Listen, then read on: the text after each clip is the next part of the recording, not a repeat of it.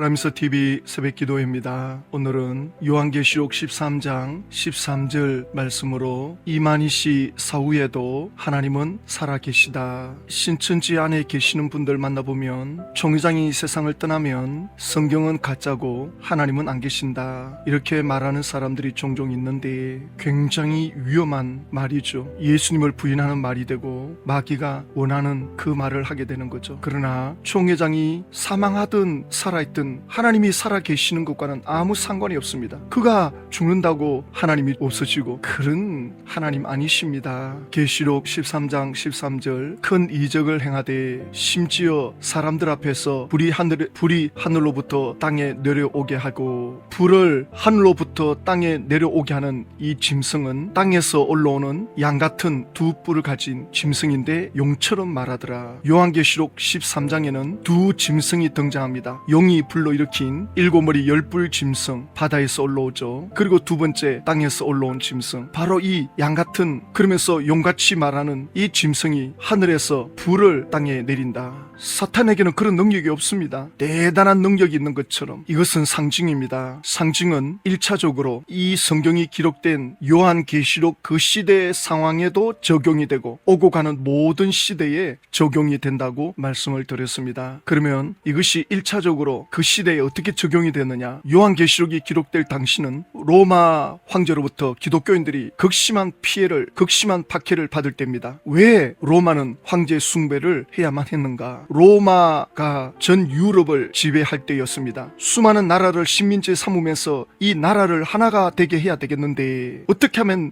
그 많은 나라들을 하나로 통일할 수 있을까 하면서 여러 가지 방법을 쓰죠. 각 나라마다 신이 있거든요. 그 신도 섬기고 로마 황제도 신이다. 이만한 황제가 어디 있느냐. 그래가지고 로마 황제의 호칭을 하나님의 아들, 구세주, 키리오스, 아도나이, 주님, 죄를 용서하시는 분, 평화의 왕, 최고의 기쁜 소식을 전해주는 복음, 이렇게 호칭이 되어졌습니다. 그러니까 이방인들은 자기들의 신도 믿고 로마 황제를 신으로 숭배하는 게 어렵지가 않았습니다. 그런데 기독교인들만은 이걸 용납할 수가 없었던 것입니다. 그래서 기독교인들이 박해를 받게 되었는데, 이때가 언제냐? 로마의 초대왕이 가이사 왕인데 그때부터 로마 황제가 신격화되기 시작합니다. 그럼 그때가 언제냐? 이스라엘, 예루살렘, 베들레헴, 바로 예수님이 태어나서 활동을 하기 시작할 때입니다. 이걸 누가 제일 잘 아느냐? 마귀가 이걸 너무나도 잘 알고 있기 때문에 먼저 마귀가 선수를 치는 거죠. 맞불 작전을 들어가는 거죠. 아, 이제 메시아가 이 땅에 왔구나, 구원자가 이 땅에 왔구나. 그러면 이 메시아를 통해서 전 세계로 복음이 뻗어나갈 텐데, 그 당시 로마가 전 세계를 지배하는 것처럼 확장해 나갔거든요. 그러니까 이 마귀가 로마의 황제를 예수님과 버금가는 인물로 신격화 만드는 겁니다. 예수님을 믿지 못하도록 마귀가 이미 손을 쓰는 거죠. 그래서 처음에는 로마 황제가 스스로 신격화 하는데 각 지역마다 신전을 짓습니다. 로마는 그리스라고 하는 거대한 나라를 집어삼켰잖아요. 알렉산더 대왕이 점령해 놓은 그 그리스의 지역을 로마가 차지하면서 그리스 신화를 인정해 줍니다. 그리스에 12신이 있거든요. 아폴로 신, 비너스 신, 여러 신들이 있는데 그 신전도 허락하면서 거기다가 로마 황제의 신전도 짓습니다. 로마 황제의 신전을 지으면서 거기에 사제들을 둡니다. 그 사제들이 이제 백성들을 미혹하는 거죠. 황제를 숭배하면 특권을 주고, 그 신전에 가서 황제 이름으로 기도하고 황제 숭배를 하면서 사람들이 서로 하나가 되는 그런 특혜를 이제 누리게 됩니다. 그러니까 로마의 황제가 힘으로 기독교인들을 핍박을 하다가 또 신전의 사제들을 통해서 미혹을 해가지고는 사람들을 묶어놓습니다. 그래가지고 하나 되게 해서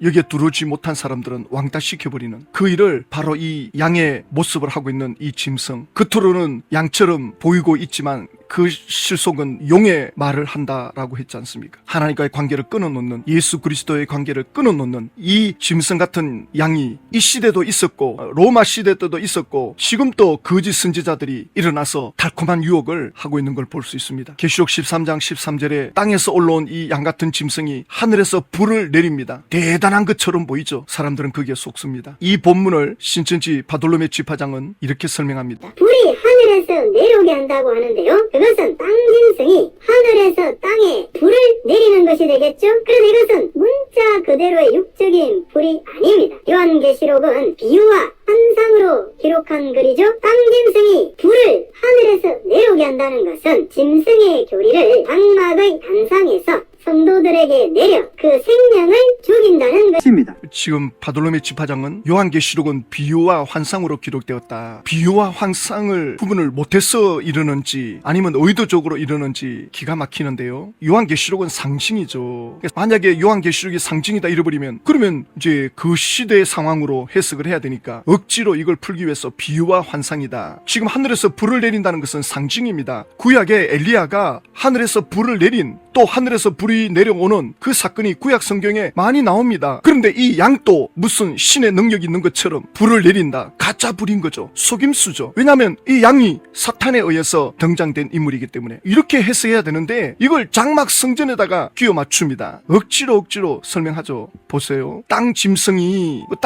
양이잖아요. 근데 신천지는 이제 다른 사람을 가리키죠. 불을 하늘에서 내려오게 한다는 것은 짐승의 교리를 장막의 단상에 성도들에게 내려 그 생명을 죽인다는 것입니다. 이게 말이 안 되는 것이요. 이 땅 짐승이 누구냐? 17명의 안수받은 목사 중에 한 사람이라는 거예요. 이 초주라는 사람. 그러면 이 초주가 누군지 나와가지고 뭐 말이라도 하나 하든가 내가 7머리 10뿔 짐승하고 합체가 돼가지고 장막 성전의 사람들을 뭐 죽였다. 뭐 이런 말이라도 한번 보여주던가. 전혀 그런 게 없습니다. 그리고 17명의 안수받은 사람들 중에 한 사람이라고 하는데 이때가 1981년도입니다. 1981년도는 이미 과천의 장막 성전은 없어졌습니다. 서울시 대공원이 1975년도, 76년도부터 작업이 들어가는데 개발되는 지역에 살아보지도 않았나? 저는 개발 지역에 살아봤기 때문에 잘 압니다. 이미 그 전에 모든 보상을 다 치르고 작업 들어가기 전에 다 이전하게 만듭니다. 81년도는 이미 벌써 다 끝장났습니다. 장막 성전 없어요. 그런데 무슨 장막의 성도들,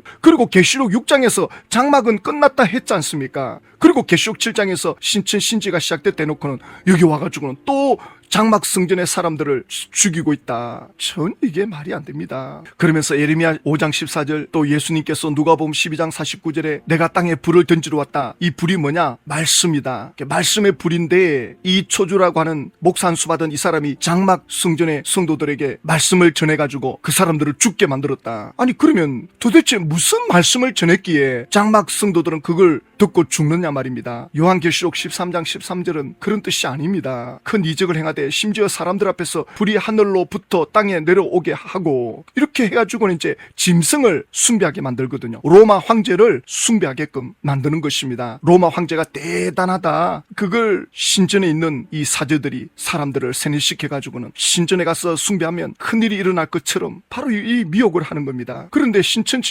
신천지야말로 7머리 10뿔 짐승이고 이 양 같은 모습을 하고 있는 용같이 말하는 짐승이죠. 불을 흉내내는 땅의 짐승. 가평의 평화의 궁전에 신진 총회장이 천국 모형을 만들어 놓고 여기에 천국이 내려온다. 사람들이 믿잖아요. 이야, 이거 정말 곧 천국이 내려오겠구나. 천국이 이곳에 내려오면 엄청난 역사가 일어나겠구나. 대단한 것처럼 애들 소꿉장난도 아니고 여기에다가 이렇게 만들어 놓는다고 천국이 여기 내려옵니까? 웃기는 소리입니다. 이거 기가 막힙니다. 어떻게 이런 장난을 할 수 있을까? 말도 안 되는 이런 걸 가지고. 그러니 하늘에서 불이 내려지는 것처럼 속임수를 서는데 믿어요, 사람들이. 이건 마귀 역사가 아니고는 믿을 수가 없어요. 미혹의 영에 그 생각이 지배를 받는 것입니다. 마귀는 끊임없이 우리에게 생각을 넣어줍니다. 그래서 하루를 시작할 때 첫 시간을 하나님의 말씀을 듣고 성령의 생각을 받아들이는 하루 첫 시간, 이 시작은 너무나도 중요합니다. 10만 수료식 할 때 신천지 총회장이 사람들을 모아놓고 미혹하는 거 한번 보십시오. 이제는 하나님의 뜻대로 좋은 세상이 이루어지도록 합시다.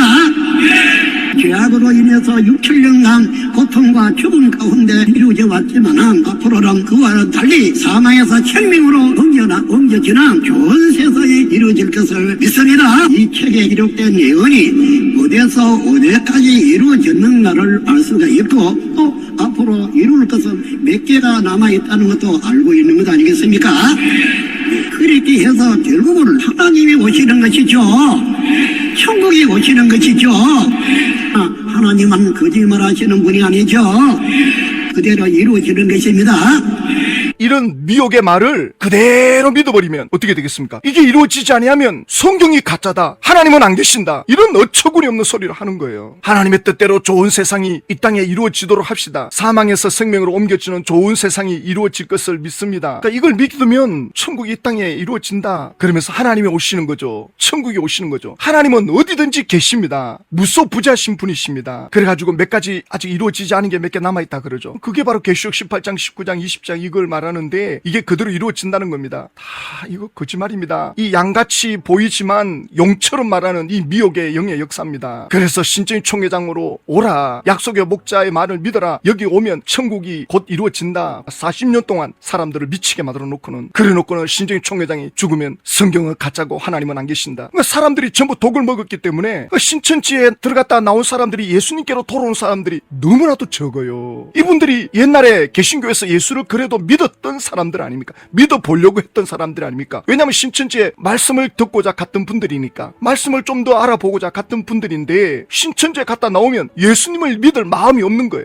하나님을 믿을 마음이 없는 거예요. 얼마나 개신교에 대해서 독을 먹여놨는지 너무너무 기가 막히는 일이죠. 지금은 예수님 재림 때다. 이긴 자가 있는 곳에 하나님 또 예수님도 함께하고 계신다. 예수님이 영으로 총회장 몸에 재림해 계신다. 예수님은 아직 재림하지 않았습니다. 마태복음 24장 29절에 그날 환란 후에 즉시 해가 어두워지며 달이 빛을 내지 아니하며 별들이 하늘에서 떨어지며 하늘의 권능들이 흔들리리라. 해가 어두워지고 달이 빛을 내지 못하고 해와 달이 떨어진 게 아닙니다. 신적인 총회장은 말만 하면 해가 떨어지고 달이 떨어지고 해가 왜 떨어집니까? 어두워지는 거죠. 이 지구가 천재지변에 의해서 별들이 떨어지는 거는 지금도 일어나고 있지 않습니까? 혹성이 떨어지고 하늘의 권능들이 흔들리고 이게 마지막 때입니다. 이때 예수님이 재림할 때입니다. 예수님이 재림할 때는 이 지구는 더 이상 견딜 수가 없는, 그래서 수많은 과학자들이 이 지구는 지금 그렇게 가고 있다 이렇게 눈으로 보여주지 않습니까? 남극에 있는 북극에 있는 빙하가 지금 순식간에 녹아내리면서 수위가 차오르면서 육지가 바다에 깔아앉고 온난화 현상으로 지금 난리를 겪고 있지 않습니까? 전 세계가 이게 눈으로 다 보여지고 있는데,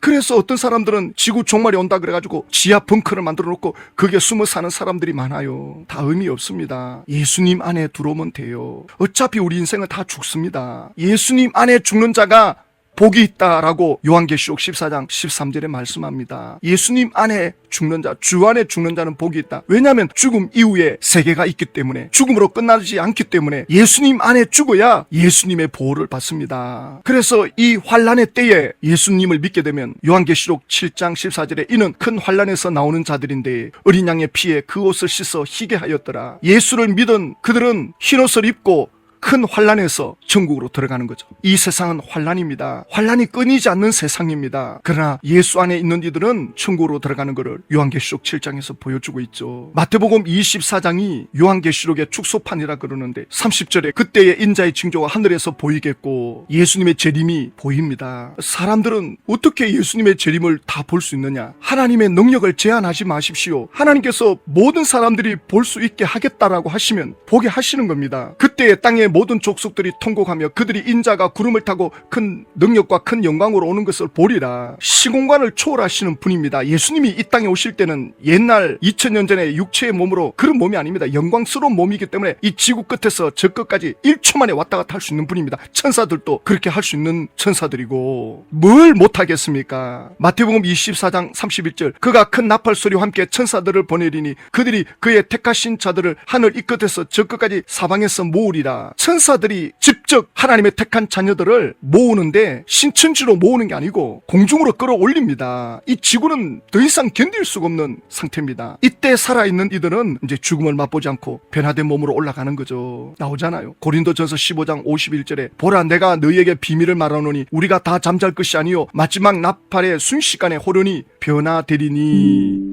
이 마지막 나팔이 7번째 나팔인데 40년째 불고 있는데 뭐가 변화된 게 있습니까? 그래서 이 호련이는 갑자기 변화된 거거든요. 제가 어제 신천지 강사를 만났습니다. 자기는 계시록이 총회장이 가르쳐 준 것에 하나도 틀린 게 없어 보이더라. 그러면 신천지 총회장이 처음 가르칠 때 계시 받아가지고 가르친 거 맞느냐? 맞다 그래요. 그러면 처음에 말하던 것과 왜 나중에 말하는 것이 다르냐? 아 그거는 계시가 점점점 확장돼서 더 넓어지니까 그럴 수 있지 않느냐. 아니 그게 아니라 계시록에 나오는 그 성경 말씀의 그 뜻을 완전히 다르게 해석했다. 계시록 8장에 반시를 6개월이라 했다가 나중에 30분이라 그러고 이 7번째 나팔이 불 때 호련이를 천천히 변화되는 거다. 그러다가 나중에 이게 순식간에 변화되는 걸 알고는 말을 바꿨다. 그러니까 대답을 못 하더라고요. 신천지 총회장은 이 호련이를 천천히 변화되는 거다. 왜냐하면 자기가 신천지를 시작하면서 마지막 7번째 나팔을 부는데 변화된 게 없거든요. 뭐가 변화됐느냐? 이렇게 사람들이 중자들이 묻는단 말이에요. 물으니까 천천히 변화되는 거다.